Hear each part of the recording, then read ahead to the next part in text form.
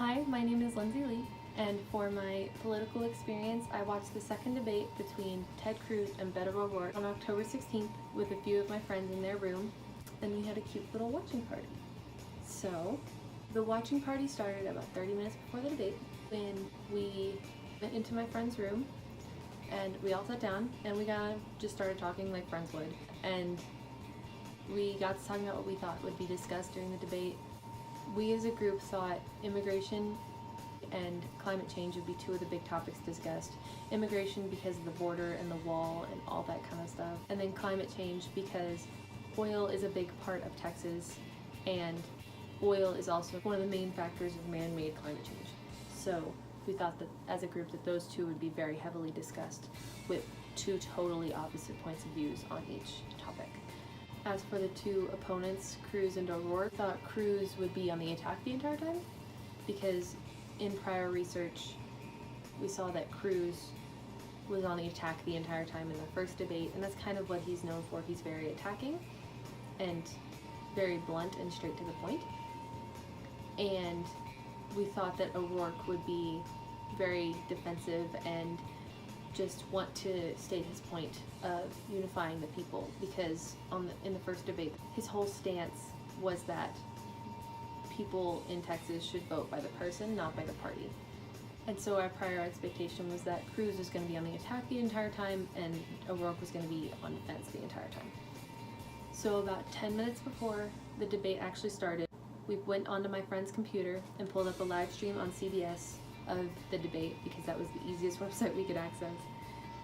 And we watched the commercials. We all got out notebooks to take notes on the debate, all the important points, and then the debate began. So while we were watching the debate, we realized that a lot of our prior expectations were true, that Cruz would be on the attack the entire time because he was attacking O'Rourke a lot for his political party, his beliefs, anything he could find to attack with.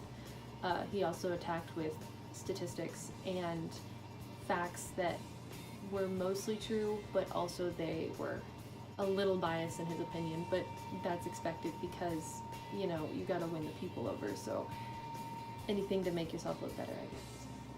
O'Rourke kind of exceeded our expectations though, because while he was on the defense and while he was taking criticisms and all that from Cruz, he also would get on the attack when he needed to.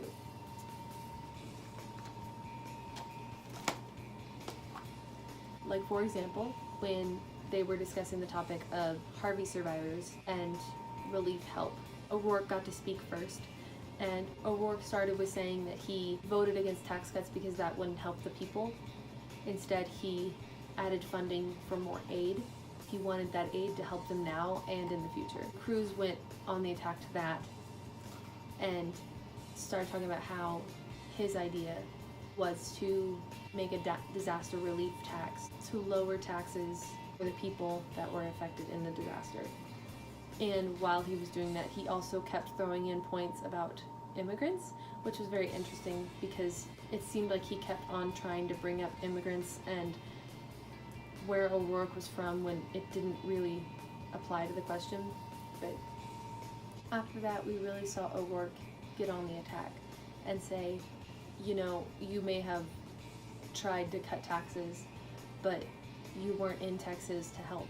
O'Rourke was saying that he was in Texas to help the survivors and people in Harvey, and Cruz is from Houston, so he should have been there to help, but he wasn't. He was too busy schmoozing on the president, which is just a good example of O'Rourke exceeding our expectations of being on the defense the entire time. He actually did stand up and attack, which really made a difference in the debate.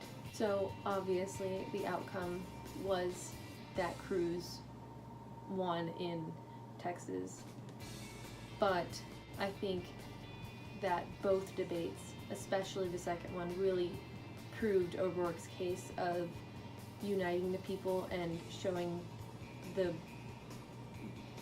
blue parts of Texas that they can vote and they can make a difference, because many Democratic people got elected to the Texas Congress because they all stood up and voted and used their voices for good, especially young people.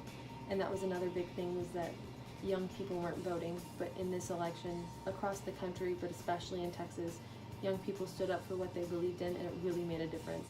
So once the debate was over, we watched some of the news clips afterwards about the debate and about what other people were saying about the debate, and then we discussed our own views. So as I said earlier, we were all surprised that O'Rourke went on the attack, but we also talked about what it might mean for Texas and the future of Texas. Obviously, the future now is that Cruz did win, but it was a very close race up until him winning. And we're living in a time where we saw history happen, because Texas hasn't been a swing state like this in quite a little bit. It's been a few decades, so it's interesting to see, as young people, history being made for us to live in.